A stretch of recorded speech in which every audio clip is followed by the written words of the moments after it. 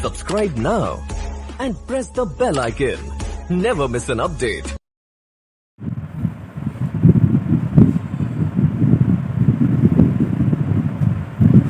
Good morning guys, welcome back to channel overview. And इस video के अंदर बात करेंगे कैप्नोग्राफी इन वेरियस सिचुएशंस, मतलब अलग अलग सिचुएशंस के हिसाब से कैसे कैप्नोग्राफी हमको दिखाई देती है। तो अगर हम मॉनिटर पे केस करा रहे हैं और मॉनिटर पे प्रेस कराने के दौरान पे हमको अलग अलग कैप्नोग्राफ देखने को मिलते हैं, तो उस कैप्नोग्राफ को देख के पहचान से कि कैप्नोग्राफ क्या इंडिकेट कर रहा है। तो आइए जानते हैं। सबसे पहले एक एक करके सबसे पहले इस वाले कैप्नोग्राफ के बारे में जानते हैं कि नॉर्मल कैप्नोग्राफ है। आपका नॉर्मल कैप्नोग्राफ है, इसमें बेस टच हो रहा है पूरा, तो मतलब ये नॉर्मल कैप्नोग्राफी है। ठीक है, तो नॉर्मल कैप्नोग्राफ के नाम से जानते हैं। कैप्नोग्राफ अगर बात करें इस कैप्नोग्राम की, इसमें रीब्रीथिंग होती है। रीब्रीथिंग का मतलब क्या होता है कि हमारा जो बेस लाइन है वो टच नहीं हो रहा है, मतलब ये बेस लाइन जो है उससे ऊपर जा रहा है, ये ऊपर जा रहा है, मतलब हमारा जो बेस लाइन है ये टच नहीं हो रहा है।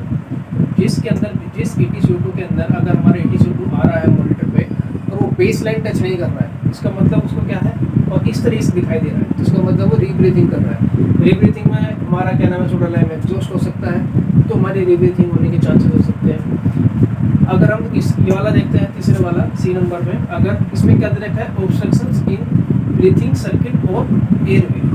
अगर ब्रीथिंग सर्किट के अंदर ऑब्स्ट्रक्शन है, सही है, या फिर एयरवे के अंदर ऑब्स्ट्रक्शन है, फॉरेन बॉडी हो सकता है, या आपका ट्यूब किंग हो सकता है, अंदर से आपका ट्यूब बंद हो सकता है, ब्रोंकोस्पाज्म हो सकता है। ऐसी सिचुएशंस अगर किसी को होती है, पेशेंट्स को होती है, या फिर हमारे ऑपरेशन के दौरान हम कर रहे हैं सर्किट में, अगर हमको ये सारी सर्किट और सर्किट में एयरवे में ऑब्स्ट्रक्शन आती है, तो हमको मॉनिटर पे इस तरह का ग्राफ दिखाई देता है, कुछ पैंट इस तरह का ग्राफ दिखाई देता है, जिसमें कि इस तरह से टेढ़ा जाता है, इससे टेढ़ा जा रहा है। इसका मतलब क्या है, इस तरह ग्राफ अगर हमको मॉनिटर में दिखाई दे तो उसका मतलब समझ लीजिए कि ऑब्स्ट्रक्शन है, चाहे वो ब्रीथिंग सर्किट के अंदर हो, चाहे वो एयरवे के अंदर हो, या पेशेंट्स के लंग्स में उसको ब्रोंकोस्पाज्म हुआ हो, ये परेशानी है, तो उनको इसका ट्रीट करना पड़ेगा। ठीक है, अगर हमको इस तरीके से इसमें नोच दिखाई देती है कि नॉर्मल कैप्नोग्राफ चल रहा है हमारा, सब कुछ नॉर्मल चल रहा है, और उसमें की नोच आ रही है, उसे बोलते हैं कोरानिक लेफ्ट। ये कोरानिक लेफ्ट क्या इंडिकेट करता है कि पेशेंट्स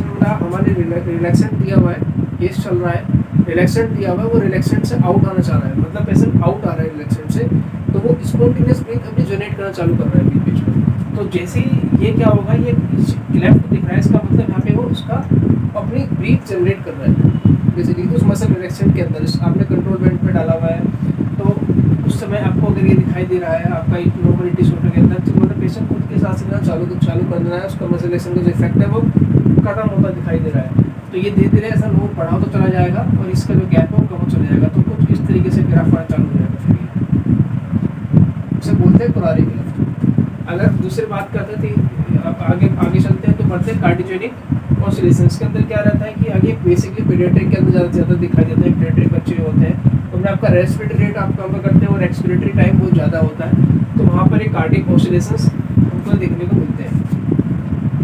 तो ठीक है गाइस, ये था जानने के लिए इस वीडियो के अंदर कि अगर हम मॉनिटर पर केस करा रहे हैं और मॉनिटर पर हमें से अगर ऐसा कोई भी ग्राफ दिखाई देता है, नॉर्मल ग्राफ दिखाई दे रहा है तो अच्छी बात है, अगर इनमें से कुछ भी दिखाई देता है इसका मतलब हमको कुछ ना कुछ ट्रीटमेंट करना पड़ेगा। अगर हमको दिखा रहा है तो रीब्रीथिंग हो रही है, रीब्रीथिंग के चांसेस देखने, सोलर लेवल एग्जॉस्ट तो नहीं है कभी, क्योंकि अगर सोलर लेवल एग्जॉस्ट तो इसका मतलब पेशेंट क्या कर रहा है, हम फ्रेश ऑक्सीजन देने की बजाय वो CO2 भी एब्जॉर्ब कर रहा है, मतलब CO2 भी वो इनहेल कर रहा है सांस के अंदर अपनी ना।